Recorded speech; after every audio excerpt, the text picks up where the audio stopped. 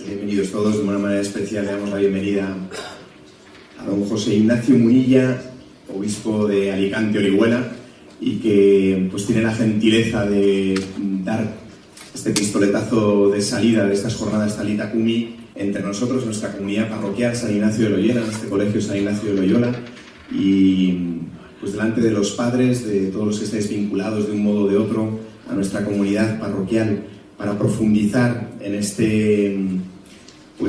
propuesta de la Conferencia Episcopal, el Dios que es fiel a su alianza, este discernimiento también que ha marcado el trabajo de la Conferencia Episcopal en los últimos meses, para proponer al servicio del bien común una propuesta que realmente, como bien marca el documento,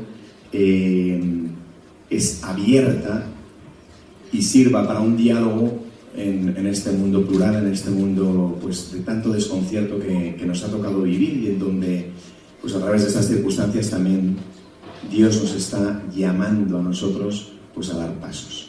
Yo creo que don José Ignacio Munilla es una persona de lo más idónea y adecuada para hacernos profundizar en esta propuesta de nuestros obispos para la Iglesia que camina en España y para nosotros que caminamos aquí en Torrelodones. Él, pues ya 37 años de sacerdote, 17 de obispo, y con toda su experiencia también en el bregar, especialmente pues a través de los medios de comunicación, de Sexto Continente y de tantos lugares de los que pues muchos de nosotros le seguimos también atentamente, y que de una manera tan pedagógica está llegando a tantas personas. Hoy pues nos llega también a nosotros de manera directa, y queremos pues escucharle con atención para luego también abrir un diálogo entre nosotros. Gracias, don José Ignacio. Pues muy bien, lo primero deciros que cuando he llegado y he visto pues ese letrero de San Ignacio de Loyola me ha hecho mucha ilusión, porque únicamente me llamo José Ignacio, sino que soy hijo también de espiritual, ¿no? Pues de ese gran santo. Nuestra madre nació en un caserío muy cercano a donde nació Ignacio de Loyola. Pues mi vida yo creo que no la entendería, ¿no? sin ese referente tan grande para mí que ha sido San Ignacio, sus ejercicios espirituales. Bueno, entonces cuando he visto San Ignacio de Loyola estoy en casa, he dicho voy a jugar en casa, es lo que he pensado al bajarme del coche. Bueno, deciros que estamos los obispos reunidos aquí en Madrid en la plenaria de la Conferencia Episcopal. Solemos juntarnos 2 veces al año, por noviembre y por abril, ¿no? Y bueno, también por eso pues, agradezco que me hayáis facilitado que en estas fechas pues, pueda estar obviamente con más facilidad, ¿no? Y deciros que fue en la anterior plenaria, en la de noviembre, donde los obispos allí pues, aprobamos este documento. Se aprobó en noviembre con aportaciones, correcciones, como siempre ocurre, ¿no? Porque eran 70 obispos hablando allí, es que es un espectáculo, porque pues, todos hacen sus correcciones, sus aprobaciones, muy interesante. Además que para un obispo venir a la plenaria es muy interesante, porque oyes a otros obispos hablar, opinar, y entonces aprendes de las matizaciones, de lo que dice uno, dice el otro, ¿no? Bien, había que coger, se aprobó el documento con absoluta unanimidad, ¿no? Y se tardó hasta enero en introducir todas las correcciones, y ya salió publicado en enero. El documento tiene el título El Dios fiel mantiene su alianza. El Dios fiel mantiene su alianza, ¿no? ¿Y qué es lo que quiere ser este documento? Bueno, pues es un instrumento, una reflexión que ayuda a hacer una lectura de la realidad, una lectura crítica de la realidad. La verdad es que la palabra lectura crítica podría parecer que uno ve llover detrás del cristal, como si yo veo lo que ocurre sin que yo me haya mojado, y eso no es verdad. Yo soy de los que suelo enviar diariamente un pequeño mensaje, ¿no? a redes sociales, y el que acabo de mandar hace un ratito pues decía que bueno, la lectura de la realidad no solo es hacia afuera, sino que también es hacia adentro, porque en el fondo tiene algo de autorretrato. Cuando decimos cómo está la cosa a la que está cayendo, hay que decir estamos empapados, ¿no? Estamos al otro lado del cristal. No, yo estoy empapado. Aquí nadie está fuera de que esto le esté afectando. Por eso, cuando decimos lectura crítica, nos estamos implicando en esta reflexión que hacemos. Nos estamos implicando en ella tanto en el diagnóstico como en la resolución. Decir que, como todo documento, que al final todo el mundo aportemos, siempre tiene una mano redactora. Y quiero decir quién fue, porque esto es así. Las cosas no funcionan en un sistema sanitario, las cosas son muy torpes, muy torpes. No sé si conocéis la anécdota de Pío XII, que dijo en una ocasión, era: si quieres que una cosa funcione, tú nombra una comisión que sea impar, y si es posible de menos de 3. Entonces ya, siempre tiene que haber uno el que lo haga. Entonces fue don Luis Argüello, el actual arzobispo de Valladolid, que era secretario de la Conferencia Episcopal, y él es pues el miembro de la comisión impar de menos de 3, ¿no? el que hizo fundamentalmente pues el texto que luego los obispos nos fuimos retocando, haciendo proposiciones, etc. Yo lo desgrané así capítulo por capítulo en Sexto Continente, en Radio María, y obviamente aquí pues voy a hacer una exposición más breve, más concisa, pero bueno, sin tanto problema no me voy a tirar a la piscina, porque es que si no ya se me va a escapar la cosa. Bueno, vamos a ver. Creo que todos somos conscientes de que la famosa frase del Papa Francisco, ¿no? Que no estamos en una época de cambios, que estamos en un cambio de época. Pero es verdad que en los últimos años vamos a una velocidad vertiginosa, vertiginosa, que quizás nos estemos dando cuenta de eso ahora, ¿no? Por lo rápido de tantas cosas, ¿no? Por una batería de leyes que nos han dejado boquiabiertos, porque han sucedido muchísimas cosas en la vida política de España que si hubiesen sucedido hace 10 años se hubiese levantado la sociedad completamente, y ahora suceden montones de cosas casi sin que exista resistencia social ninguna, porque las cosas han acontecido de manera que hemos ido poco a poco anestesiándonos, tragando, eso es obvio, ¿no? Pues eso, creo que no hará falta, ¿no?, que haga todo un repaso de cosas, ¿no? La ley trans, la declaración del aborto como derecho humano, la negación de la patria potestad de los padres, entre tantas cosas, la imposición de una antropología en la escuela. Ayer mismo venía en el diario El Mundo, ¿no?, pues en esta implementación, ayer o ayer, de la ley trans, resulta que los colegios van a tener la obligación de denunciar a los padres que se nieguen, ¿no?, a seguir las pautas. Bueno, es una cosa increíble, ¿no?, que un colegio vaya a denunciar a los padres. Pero bueno, pero ¿esto qué es esto, no? Si nos llegan a haber dicho eso hace 10 años, no nos lo creemos, ¿no? Bueno, pero muchas más cosas que han ocurrido en la vida política. Pues de repente se despenaliza, ¿no?, del Código Penal de determinados delitos, pues para que se puedan continuar adelante con pactos a petición de los delincuentes, se despenalizan unos delitos para seguir poder gobernando. Cosas increíbles, ¿no? Cosas increíbles que han sucedido, y aquí estamos, O sea, aquí estamos. No parece que esto haya supuesto pues una catarsis, ¿no? Pues una imposición de pensamiento único muy grande, una cultura de la cancelación muy fuerte, en la que allí donde alguien, ¿no?, pues va a hablar, pues enseguida ya viene. Bueno, en esta ocasión aquí no hemos tenido nada, ¿no?, pero la última vez que fui a hablar a la autónoma, pues ya está, ya tenemos allí piquetes para que el obispo no hable aquí. Pero bueno, es una cultura de la cancelación increíble. Cuando yo pues era jovencito, entonces se llevaba aquello de: yo no pienso como tú, pero daría mi vida para que tú puedas seguir pensando distinto. Decíamos eso, ¿no?, cuando éramos jóvenes. Y entonces, ¿cómo ha cambiado eso desde esta cultura de la cancelación en la que estamos, ¿no? Pero quizás lo que es importante es ver cómo esto que nos parece que ha sido un cambio de última hora venía de atrás, y no hemos sido suficientemente conscientes de eso.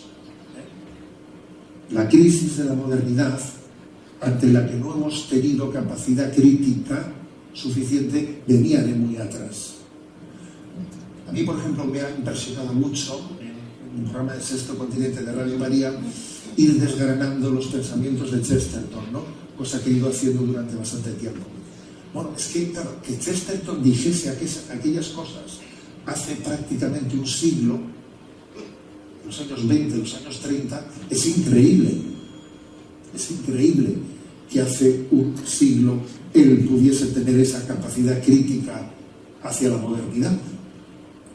Pues claro, dice, pero entonces no, por Dios. Sí, es que quizás nuestro error es no habernos percatado de esta crisis hasta que ya se han desencadenado las últimas consecuencias, ¿no? Sin habernos percatado de que todo esto pues, se estaba gestando porque en el fondo había un problema de fondo, y el problema de fondo es, bueno, pues un giro copernicano, en el que se construye una sociedad que olvida a Dios, y que pretende ser antropocéntrica, que excluye a Dios de la vida pública. Es una construcción de la sociedad sin Dios. Claro, y de ahí se van desencadenando todas las cosas, ¿no? Esa construcción, ¿no?, de una sociedad sin Dios es un punto de partida del que se desencadenan muchas cosas. Por ejemplo, pues abuelo de Chesterton es absolutamente insistente. Olvidarse de que existe el pecado original tiene consecuencias muy graves. Por ejemplo, dice él, me dice con mucha gracia. Dice, a mí otros dogmas de la Iglesia pues me pueden costar creer, dice, pero el pecado original es que basta mirar hacia el espejo, dice, ¿no? Entonces dice, es que olvidarse de eso trae consecuencias muy graves. Por ejemplo, en la pedagogía, estamos en un colegio. Si en un colegio no tenemos en cuenta lo que es nuestra debilidad, nuestra fractura interior, ¿no?, tenemos un problema. Porque lo que ocurrirá, que si yo no identifico las huellas de ese pecado en mi vida, cuando pasará como está ocurriendo, que a mis heridas las llame pulmones y que empiece a respirar por mis heridas pensando que son pulmones. Pues no, son heridas, mire usted. Porque tengo una distorsión, no soy capaz de percibirlo, ¿no? Lo cierto pues es que ahora nos echamos las manos a la cabeza viendo cómo todo este camino llevaba a la pérdida del sentido común. Pero de aquellas aguas vienen estos lodos, ¿no? Y claro, hay algo en lo que no se puede ceder en absoluto, y es que Dios tiene que estar siempre en el centro de nuestra vida. Es que si quitas a Dios no queda ni el hombre. No queda ni el hombre, ¿no? Entonces este es el diagnóstico clave de este documento, ¿no? El Dios fiel mantiene su alianza. ¿Cuál es el diagnóstico que hacemos? Bueno, pues lo he escuchado en esta pequeña presentación que se ha hecho al comienzo, ¿no? He escuchado una palabra clave, que es la palabra desvinculación. La palabra desvinculación, ¿no? El hombre se ha desarraigado. Primero se ha desarraigado de Dios. Después, si uno se desarraiga de Dios, se arraiga de su tradición, se arraiga de su historia. Es un hombre que no tiene una historia que es increíble que hayamos llegado a ver, por ejemplo, pues, el avergonzarnos de nuestra historia, avergonzarnos de ella, y luego incluso promulgar leyes de memoria, diciéndote lo que tú tienes que interpretar de la historia por ley. Pero bueno, es una cosa increíble que yo me avergüence de mi historia y que además después por ley se me diga cuál es la historia, ¿no? Se sustituye a la historia por la ideología. En el fondo es como querer borrar la huella de Dios en la historia, obviamente, ¿no? Uno se desarraiga de la sociedad, de la cosmovisión del bien común, Yo suelo repetir mucho, los oyentes de Radio María yo creo que tienen que estar de mí ya hasta el cogote, de decir cómo hemos cambiado la palabra bien común por interés general. Ese es un cambio que te lo ha hecho un trilero sin que te des cuenta. Pero claro, cambiar bien común por interés general es un timo, porque claro, la palabra bien común supone que entre todos formamos una familia, somos un proyecto común, el que el bien del uno es el bien del otro, y el bien del otro es el bien tuyo.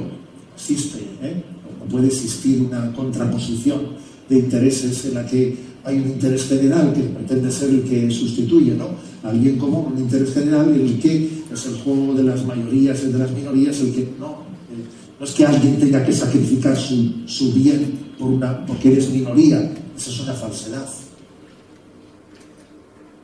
Dios es bueno para todos y ha fundado un bien común para todos nosotros, ¿no? Y creemos en ese bien común. No una lucha dialéctica entre nosotros. Obviamente ese desarraigo después ha venido a la familia, al matrimonio. La desestabilización de la familia ha sido terrible, es la fuente principal de los males y de los sufrimientos. Pues si yo ahora preguntase, a ver, ¿quién me puede decir testimonios personales sobre cuánto se sufre en la familia por el desarraigo, por la desvinculación? Si es la fuente principal de nuestro sufrimiento, es la fuente principal, ¿no? Incluso también esa desvinculación pues ha venido hasta desvincularnos de nosotros mismos, de nuestra identidad, de nuestra antropología, de nuestro propio cuerpo, ¿no? De no aceptarnos a nosotros mismos, de no aceptarnos, de no aceptar la propia naturaleza. Bueno, por lo tanto, la palabra es desvinculación. Es el diagnóstico. El diagnóstico es el de la desvinculación. ¿Qué ocurre? Que toda la realidad está conectada, está interconectada. En un párrafo clave de este documento, ¿no?, en el que dice: abordar los asuntos por separado y con criterios distintos nos despista y dificulta responder adecuadamente. Claro, es que la realidad está interconectada y uno tiene que hacer una lectura de realidad en la que vea que todo está interrelacionado, ¿no? Nuestra reflexión quiere ser católica, es decir, integral, integradora de tantos asuntos que al haberse tratado de manera aislada y a veces enfrentada hacen que no entendamos nada.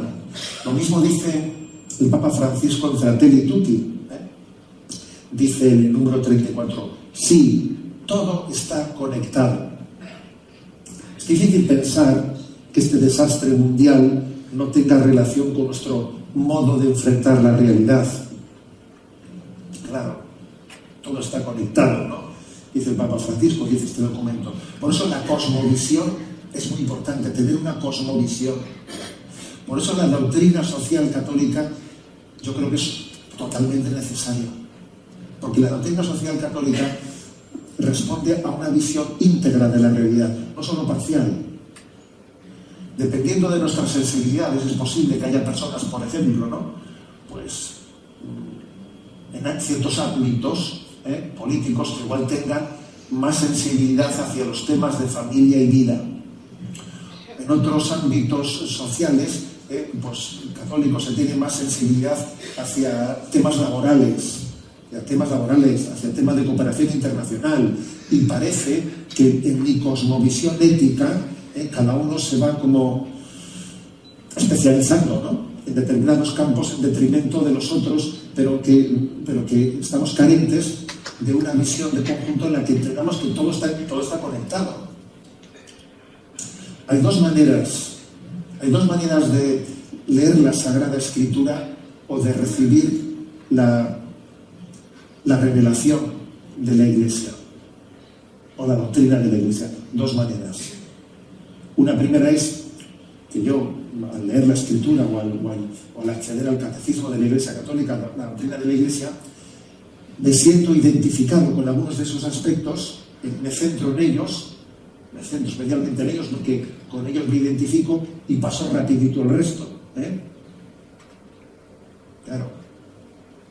Otra manera es, cuando me acerco a la Escritura, me acerco a la doctrina de la Iglesia, me fijo especialmente en aquellos aspectos con los que no soy tan connatural, no tengo tanta connaturalidad, con los que no me identifico tanto, porque son igualmente palabra de Dios, forman igualmente parte de la doctrina de la Iglesia, y me centro más en ellos, porque esa falta de identificación espontánea indica en mí pues, que tengo que ir configurando, ¿no?, configurando mi visión para que tenga una visión conjugada de todos los aspectos, ¿no? Yo no me puedo especializar en algunos aspectos con los que sé que me identifico, otros los dejo a un lado. La cosmovisión cristiana, desde la doctrina social católica, para tener una coherencia en cómo leer, hacer una lectura y cómo afrontar los diversos aspectos de la realidad, es muy importante. La desvinculación hace que parece que, dependiendo de la sensibilidad política de cada uno, pues a mí me va esto, me va lo otro, y parece que es la sensibilidad política la que al final, ¿no?, pues configura mis valores, en vez de ser la cosmovisión cristiana, la catolicidad, la que me da la visión íntegra de cómo se hace una lectura desde la revelación, ¿no? Pues bien, digamos, ante esa desvinculación, la clave está en que nosotros mostremos la verdad, la bondad y la belleza de la alianza. Por eso el título, ¿no? El Dios fiel mantiene su alianza. Frente a la desvinculación, ¿cuál es el antídoto? Alianza. Ya está. Tú verás, ¿no? Frente a la desvinculación, alianza. Dios hizo alianza con nosotros. Entendemos la vida en clave de alianza. Muchos tenéis un anillo en la mano, ¿no? Yo también tengo un anillo. A mí me recuerda mi alianza. Soy un obispo, estoy casado con la Iglesia. Esos anillos, esas alianzas, nos recuerdan que entendemos nuestra vida en clave de alianza. En clave de alianza. Que tenemos que redescubrir esa alianza y entender mi vida desde esa alianza. Yo estoy casado con la realidad, con mi vocación. Dios nos ha dado a cada uno una vocación y estoy casado con ella, entregado plenamente, indisolublemente a mi vocación, ¿no? Descubrir la alianza de Dios con la humanidad, descubrir la alianza matrimonial, la alianza de las amistades, la alianza de las relaciones sociales, la alianza entre los pueblos, y descubrir que esa alianza nace de la fe trinitaria, que es la clave, ¿no?, de esa alianza de amor entre el Padre, el Hijo y el Espíritu Santo, desde la cual hemos nacido y hemos sido creados a imagen y semejanza de Dios. Y llevamos en nuestro ADN espiritual, llevamos esa vocación a la alianza, porque hemos nacido del Dios de la alianza. Hay una íntima unión, ¿no?, entre el concepto de persona, de matrimonio, de familia, de sociedad, y esa imagen y semejanza que tenemos, ¿no? La desvinculación con Dios hace que al final no te entiendas a ti mismo, claro, es que no te entiendes.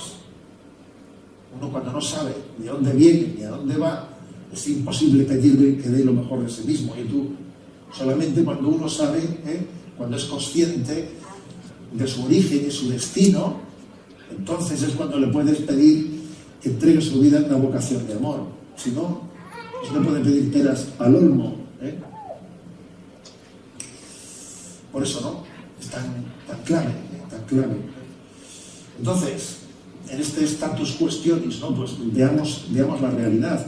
Y por sus frutos los conoceréis, ¿no?, como dice la Sagrada Escritura. Nuestra sociedad está marcada, dice el documento, por tres pasiones tristes. Tres pasiones tristes: la ira, la indignación y el resentimiento. Ahora, fíjate tú, ahora asómate a Twitter, la gente está muy quemada. La gente está muy quemada. Y algunos que parece que son simpáticos y que son afables, van a casa y en casa están quemados. En el idioma vasco hay un refrán que dice, ¿no? Claro, en castellano no rima, pero bueno, más traducido del vasco al castellano es: en casa, dice, en la calle eres paloma, pero en casa eres lobo. A ver, algunos están quemados en la calle, otros están quemados en casa. Es un signo de que no estamos bien, Hay una crisis muy grande de paternidad que caracteriza nuestro tiempo. Una crisis muy grande de paternidad, que quizás está en el origen de tantas heridas, Tengo por ahí una religiosa conocida que está en Lima atendiendo a las pensiones y colaborando, ¿no?, en una prisión que es grandísima, de tener miles y miles de presos, ¿no? Y contaba ella que llegó el Día de la Madre y tenía ella pues hechas postales para felicitar a la madre, ¿eh? Entonces ofrecía a los presos: ¿quién quiere una postal para felicitar a su madre? Y bueno, se las quitaron de la mano, ¿sabes? Y luego llegó el día de San José y dijo ella: ahora no me voy a pillar los dedos, preparó postales para felicitar al padre. Y entonces dijo ella: a ver, ¿quién quiere una postal para felicitar a su padre? Y dice: no me pidieron ni una. Y me quedé con todas las cajas que había preparado, ¿no? Entonces dice ella, me contaba ella, dice: es que se me abrieron los ojos a la realidad. Se me abrieron los ojos a la realidad. Decía, aquí hay una crisis de paternidad tremenda, que está en el origen, que es consecuencia de esa desvinculación con Dios Padre, con esa paternidad divina, y de la cual después, claro, viene todo este desaguisado en el que estamos, ¿no? Una desvinculación tremenda, ¿no? ¿Por qué? Pues porque obviamente es un tema a analizar y será complejo, pero también fijaros hasta qué punto toda esta ideología de nuestro tiempo nos ha metido en la cabeza, nos ha taladrado con la historia de que la tradición católica es un modelo de masculinidad heteropatriarcal y no sé qué cuántas cosas más, ¿sabes? ¿No? Pero qué bobadas. Pero que es increíble, ¿no? Hasta qué punto parece que un hombre hoy en día, vamos, es que lo que sabe es lo que no tiene que ser, pero no sabe lo que tiene que ser, ¿sabes? Pues claro, cuando uno no sabe lo que tiene que ser, sabe que no tiene que ser machista, ¿vale? Entonces, ¿qué tengo que ser, no? Pues, claro, pues es un problema grave, ¿no? Grave de identidad, de antropología, ¿no? Fijaros que hace poco descubrí un pequeño estudio histórico que se hizo de cómo fueron los orígenes del cristianismo en los primeros siglos del Imperio Romano. Y resulta que hoy en día tenemos datos históricos contrastados, pero bien contrastados históricamente, para decir que el cristianismo se expandió en los primeros siglos, sin duda alguna, por vía femenina. Las primeras comunidades cristianas sin duda alguna eran femeninas. ¿Por qué? Pues porque el modelo que existía en el Imperio Romano de vejación hacia la mujer, etcétera, era tremendo, durísimo, y el cristianismo daba una imagen del matrimonio unido que redimía a la mujer de ese modelo vejatorio del Imperio Romano. Y entonces las comunidades cristianas comenzaron a estar formadas por mujeres, las cuales terminaban atrayendo al matrimonio, ¿no? Esa es la realidad. Y estamos cargando aquí con un San Benito absolutamente ridículo, que no tiene nada que ver con la realidad histórica, ¿no?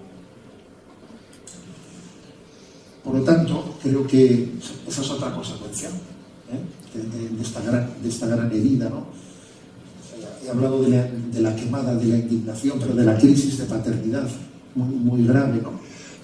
Que hayamos llegado a entender como si la liberación de la mujer, la madurez de la mujer, entre en conflicto con la maternidad.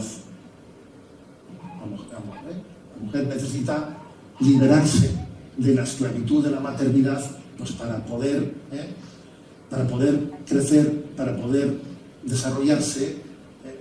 Es una auténtica desgracia que tal idea haya penetrado a través de las corrientes feministas, ¿no? Que han hecho que parece que la mujer entre en contradicción con lo que más le dignifica, ¿no? Que es su propia maternidad. Bueno, decía que por sus frutos los conoceréis, y es obvio que estamos mal,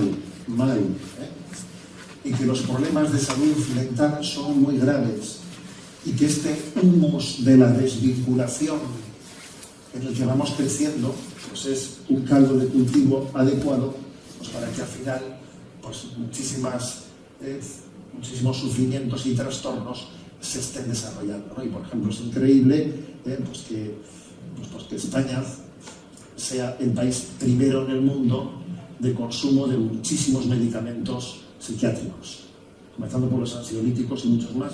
España es el primer país del mundo en consumo y muchísimos trastornos psiquiátricos. Obviamente eso tiene que tener una causa, no hay efecto sin causa, ¿no? Solamente, ¿no?, un concepto de persona y de sociedad que apueste por la familia como la comunidad en la que el hombre es custodiado, en el que se revela y se comunica el amor y la vida, será capaz de revertir esta crisis sin precedentes. Redescubrir la familia es la única esperanza de la humanidad. Pero claro, una familia que, pues que no sea una familia que obviamente existe, la familia permisiva. ¿Qué se entiende por familia permisiva? Aquella que tiene, ¿no?, pues como única finalidad en su vida, como único objetivo, en que la gente se sienta bien, que no haya problemas y que en el fondo cada uno haga lo que le dé la gana. Una familia que renuncie, ¿no?, a la transmisión de valores, pues en pro de una especie de pacto de no agresión, ¿no? Y obviamente pues eso no es una familia, es una caricatura de familia. ¿Qué causas? Este documento habla de qué causas están en el origen, ¿no?, de esta gran crisis. Entonces, pues voy a hablar de 6 causas brevemente. Primera, que yo creo que es clave y determinante: la cultura del individualismo exasperado, caracterizado por el narcisismo. El narcisismo y el hedonismo están muy ligados, ¿no? Yo creo que es el narcisismo lo que más configura nuestra crisis antropológica. Es ese yo, la incapacidad de salir fuera de uno mismo, de amar a un tú diferente de ti mismo, la incapacidad de olvidarte de ti mismo, de sacrificarte y de entregarte para hacer felices a los demás. Ese narcisismo nos configura. Hemos conocido a personas increíblemente felices y olvidadas de sí mismas. Eso es maravilloso. Tú cuando ves a una persona así dices, no, madre mía, yo quiero ser como este, que es una persona totalmente olvidada de sí misma y que ha hecho, ¿no?, pues ha hecho de su vida pues una donación para hacer felices a los que la rodean. Está súper feliz y es feliz, ¿no? Sin embargo, nuestra cultura es incapaz de salir de nuestro yo y del sufrimiento del narcisismo, por la cultura individualista en la que estamos atrapados. Segundo lugar, ¿no?, la segunda causa, el relativismo tan subrayado por Benedicto XVI, que en primer lugar nace cuando la verdad se presenta, ¿no?, es presentada como enemiga de la libertad. La verdad es enemiga de la libertad, cada uno tiene que construir una verdad a su medida, pero fíjate, ojo con el relativismo, porque luego el tiempo nos está demostrando que sí, el relativismo se invocaba hasta alcanzar el poder, pero cuando alcanzan el poder se acabó el relativismo. Ahora te impongo yo el relativismo, y esto es la dictadura del relativismo, ¿sabes? Decían que no querían la verdad objetiva, pero cuando alcanzan el poder, vaya que sí te la imponen, desde una dictadura de pensamiento único. Yo recuerdo, por ejemplo, que reivindicar la objeción de conciencia era un signo, ¿no? Era un signo de libertad.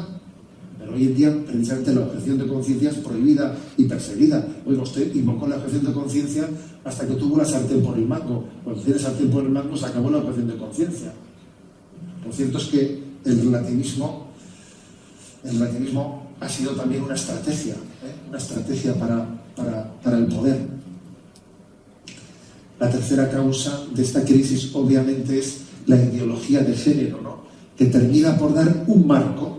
Esta ideología termina por dar un marco a la deriva que parecía que habían caído las ideologías, que había caído el marxismo. Yo me acuerdo que fui tan ingenuo que cuando cayó el muro de Berlín escribí allí un artículo del Diario Vasco de San Sebastián, un artículo sobre la caída de las ideologías, diciendo, bueno, las ideologías han caído en su momento de tal. Ahora lo leo y digo, pero qué ingenuo que era yo, por Dios. Qué ingenuo que era, ¿no? Me río, ¿no? Cuando yo escribí aquí el artículo allá, por el año 89, en el 90, por Dios. ha habido una metástasis de aquellas ideologías marxistas, y esa metástasis ha devenido en ser una ideología de género en la que casi además confluyen tanto el marxismo como el liberalismo, y que acaba siendo una ideología mucho más determinante, ¿no? en la que se pretende dar una visión, o sea, cambiar la concepción antropológica del hombre. Nunca se había pretendido llegar tan lejos, ¿no? Tan lejos, en la que la ideología política defina qué es el ser humano, ¿no? El género sería lo que uno decide ser por sí mismo, independientemente de lo que le es dado por naturaleza, ¿no?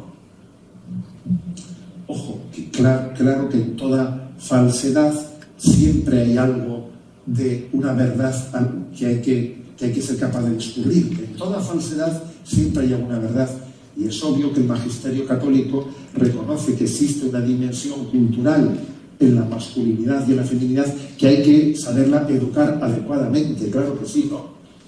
Pues es obvio que ha podido haber también pues determinados modelos culturales en la que se ha podido hacer como incompatible con la imagen del hombre determinados servicios, y que es absurdo, ¿no? Identificar la masculinidad con el no llevar a efecto los servicios más humildes del hogar, por ejemplo, ¿no? Ridículamente, ¿no? Pero eso es una cosa, y otra cosa es el absurdo de pensar que la dimensión biológica natural pueda ser ignorada o contradicha, ¿no? Que es lo que ocurre en la ideología de género.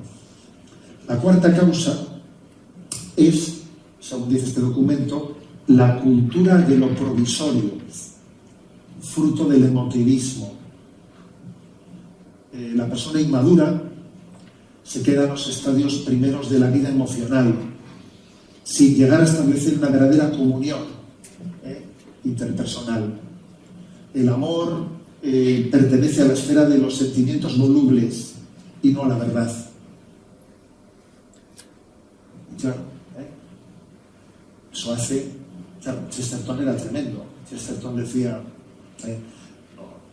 no es el amor el que salva el matrimonio, sino el matrimonio el que salva el amor. Decía Chesterton, tú fíjate, menuda expresión esa. Decía, ¿te crees tú que es el amor el que salva el matrimonio? Sí, pero el matrimonio salva el amor. Claro, tenía una visión en la que no era el emotivismo, el valor supremo, sino una voluntad, una determinada determinación, ¿no? Quizás hoy en día tenemos un gran problema antropológico, que es el hecho de que se contrapone la verdad y la caridad. La verdad y la caridad son una dicotomía antagónica, o entre la justicia y la misericordia. Pero es que en Dios verdad y caridad es una sola cosa, no son dos. Cuando Jesús le dice a aquella mujer, mujer, yo tampoco te condeno, vete y no peques más. Pues actúa en caridad y en verdad. Y en verdad, ¿no? Cuando, sin embargo, en nuestra cultura nos queremos quedar con la caridad despreciando la verdad. Y el que desprecia la verdad por quedarse con la caridad, al final no se queda con la caridad, no, se queda con una manipulación emotivista que no tiene nada que ver con la caridad, claro. Quinta causa, ¿no? La quinta causa, el materialismo. La cultura del consumo sin límites inclina a ver las personas pues como productores y consumidores, y así es muy difícil de experimentar el amor gratuito. El hecho de que seamos la cultura del consumismo, eso nos configura mucho más de lo que suponemos. Por eso Jesús predicó la pobreza, habló de bienaventurados los pobres de espíritu. Por eso también se nos invita a la pobreza evangélica, porque sin la pobreza evangélica es muy difícil no entrar en esa desvinculación a la que nos referimos, ¿no? Al final el materialismo ocupa el lugar de Dios. ¿Qué es este lugar? Es este lugar.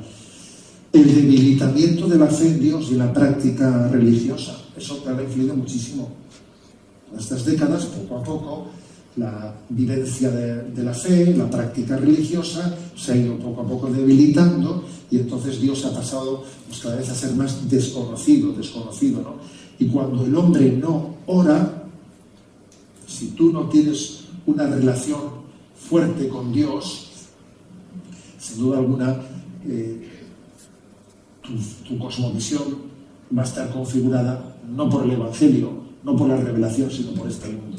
Al final, pues tú eres de este mundo, no eres de Dios. Si el hombre no tiene una vida espiritual intensa, al final se mundaniza completamente.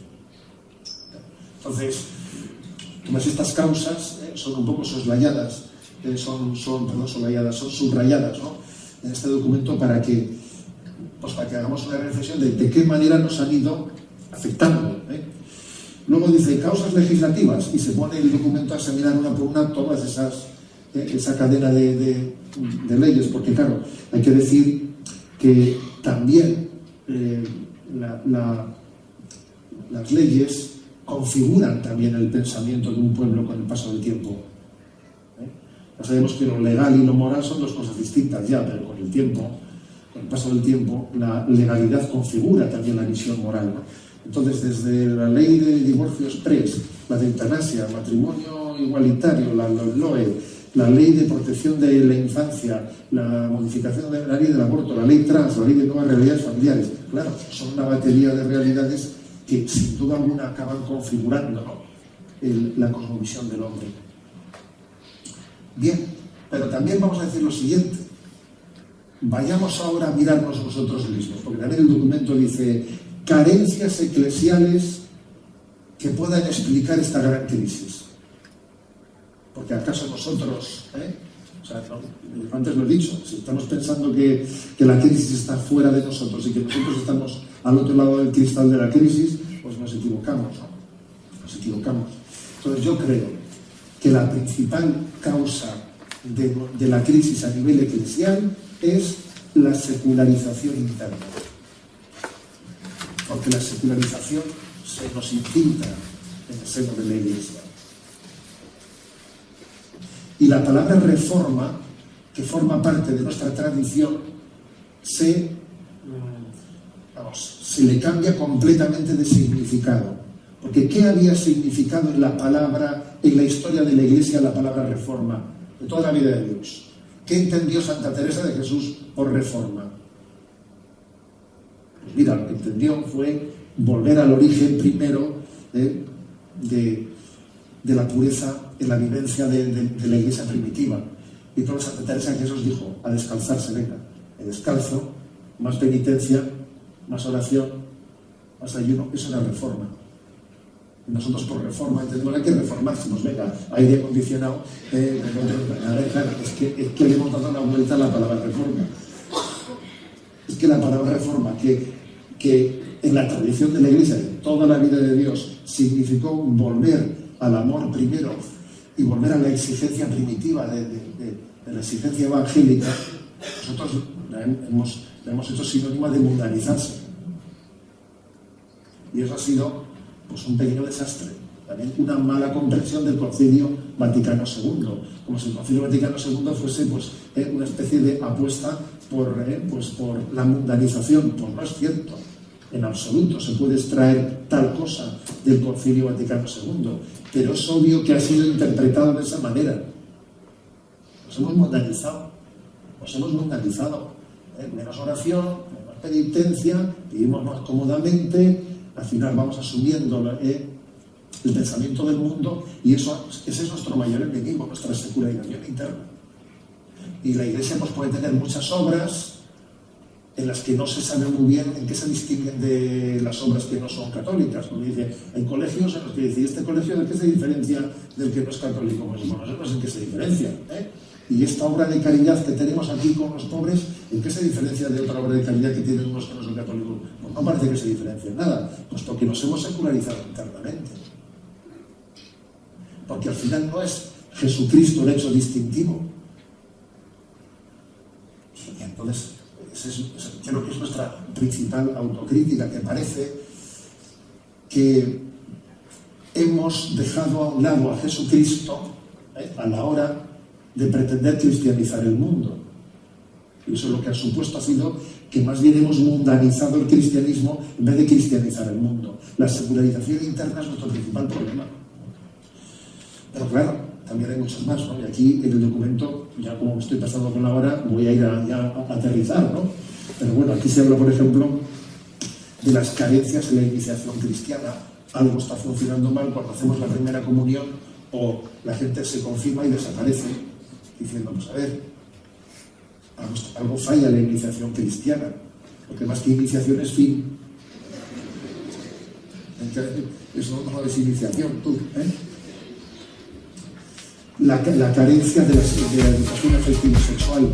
Es obvio que la Iglesia históricamente, cada tiempo histórico, ha incidido en la sociedad teniendo en cuenta las carencias que los estados han tenido. En un tiempo la Iglesia nos hizo puentes a los peregrinos. En un tiempo la Iglesia hizo hospitales. Quizás hoy en día, ¿cuál es la gran carencia social para que nosotros incidamos? Pues sin duda alguna para mí es los centros de orientación familiar. Es un verdadero hospital de campaña.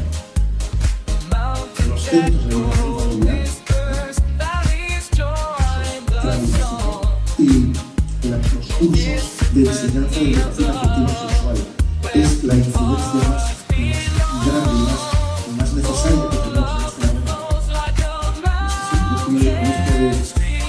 Antes de ser de moralidad, como de San Sebastián, antes de Valencia, y de Valencia, no creo que el gobierno de Castilla sacó una ley de educación familiar, y yo dije, una ley de educación familiar que nos ayude en este gran reto. Y cuando leo y pruebe la ley, me doy cuenta de que la ley dice que esta es una ley para ayudar a que los matrimonios se separen de buen rollo, ¿no?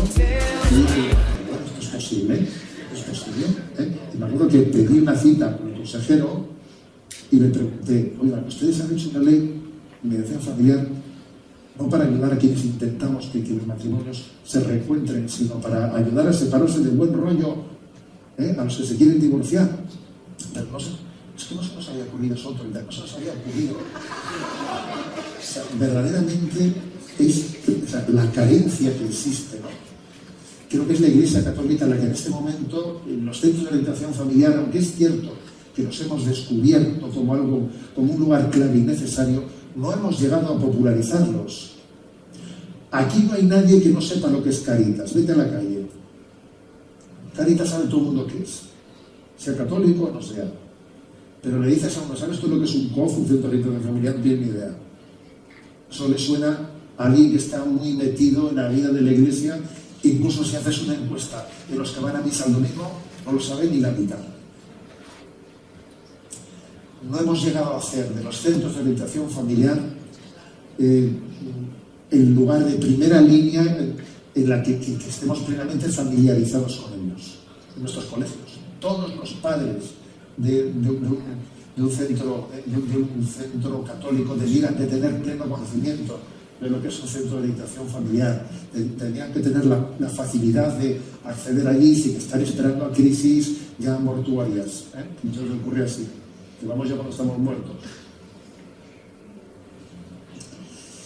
Bueno, la carencia también de propuestas de verdad, bondad y belleza en el arte, en el entorno, es otra gran carencia, que nos lo tenemos que hacer ver, como se dice, porque el Espíritu Santo es creativo. Y sí que hay propuestas muy bellas, pero vamos, llaman la atención por ser pocas, ¿no?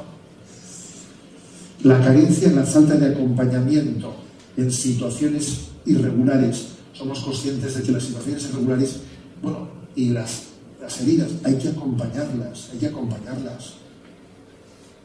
Existe una gran necesidad de acompañamiento. Yo puedo decir, por esa especie de observatorio que tengo en la Radio María, que la necesidad de acompañamiento es inmensa. La cantidad de correos electrónicos que entran pidiendo acompañamiento, y esto es imposible pedir acompañamientos por correo electrónico, pues tiene que buscarlo en su entorno. es increíble la necesidad que hay de acompañamientos espirituales. Y yo me acuerdo, ¿no?, que cuando Jesús veía a la multitud sentía lástima de ellos porque estaban como ovejas sin pastor. Deberíamos, ¿no?, todos de tomar conciencia de que necesitamos ser acompañados y acompañantes. Acordaros de que las obras de misericordia es dar buen consejo al que lo necesita, corregir al que yerra, sufrir con paciencia los defectos del prójimo. O sea, las obras de misericordia suponen un acompañamiento entre nosotros, ¿no? Y por último, dice también el documento, carencia de compromiso público de los católicos, que es cierto que los católicos en la vida pública están bastante ausentes. En la vida pública no existen liderazgos. Yo muchas veces al Señor le rezo porque nos dé liderazgos en la Iglesia Católica y en la sociedad civil. O sea, de católicos que a nivel eclesial Dios les dé la gracia de tener un liderazgo. Me refiero a obispos y me refiero a laicos y a religiosos, por supuesto. Y también lo digo en la vida pública. ¿Dónde están los católicos en la vida pública? Entonces creo que también son carencias eclesiales de las que este documento hace referencia, ¿no?